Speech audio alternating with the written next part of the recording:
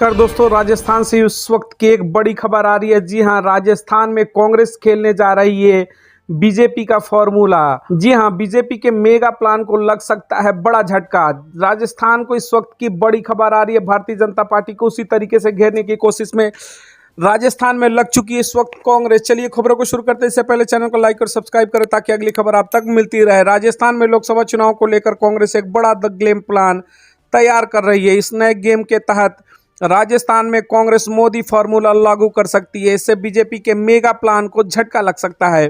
दरअसल राजस्थान में कांग्रेस के मेगा प्लान के तहत विधानसभा चुनाव में जीत कर आए विधायकों पर बड़ा दांव लगा सकती है।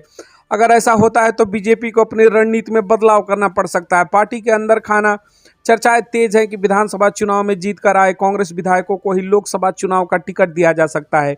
पार्टी को भरोसा है कि जिन विधायकों ने विधानसभा चुनाव में जीत दर्ज की है, उनमें से कई ऐसे चेहरे हैं जो लोकसभा चुनाव में भी दमखम से लड़कर पार्टी को जीत दिला सकते हैं। क्या है नरेंद्र मोदी का फार्मूला? चलिए उन खबरों को शुरू करते हैं। 5 राज्यों के विधानसभा चुनाव में भाजपा ने मौजूदा सांसदों को विधायकी का चुनाव लड़वाया था। कहते हैं कि प्रधानमंत्री नरेंद्र मोदी ने यह सुझाव दिया था कि सांसदों को विधानसभा का चुनाव लड़वाया जाए। बीजेपी का यह फॉर्मूला काफी हद तक सफल रहा। मध्य प्रदेश में पार्टी के खासी कामयाबी हाथ लगी। राजस्थान में भी 7 में से 4 सांसद जीतने के कामयाब रहे और उनमें से 3 कैबिनेट मिनिस्टर भी बने। लोकसभा चुनाव और विधानसभा चुनाव में है फर्क।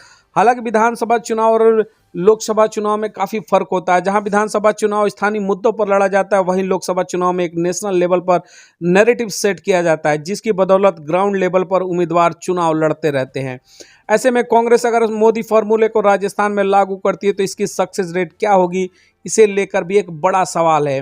तमाम खबरों पर कमेंट सेक्शन में आप भी बताइए कि जिस तरीके से कांग्रेस राजस्थान में नरेंद्र मोदी के फॉर्मूले पर राजनीति करने की पूरी तैयारी कर चुकी है, क्या इस तरीके से भारतीय जनता पार्टी का फॉर्मूले पर कामयाब हो पाएगी कांग्रेस, या फिर उनका ये जो बड़ा फैसला है उनको कहीं ना कहीं राजनीतिक नुकसान पहुंचा सकता है। क्योंकि लगातार भारतीय जनता पार्टी इस फॉर्मूले पर काम करती है। अरे बंगाल चुनाव की भी बात करें तो वहां पर भी कैबिनेट मिनिस्टर के तमाम बड़े बड़े सांसदों को भी चुनाव में उतारा गया था। हालांकि मोदी के इस फॉर्मूले पर अब कांग्रेस भी काम करने की राजस्थान में पूरी तैयारी कर रही है।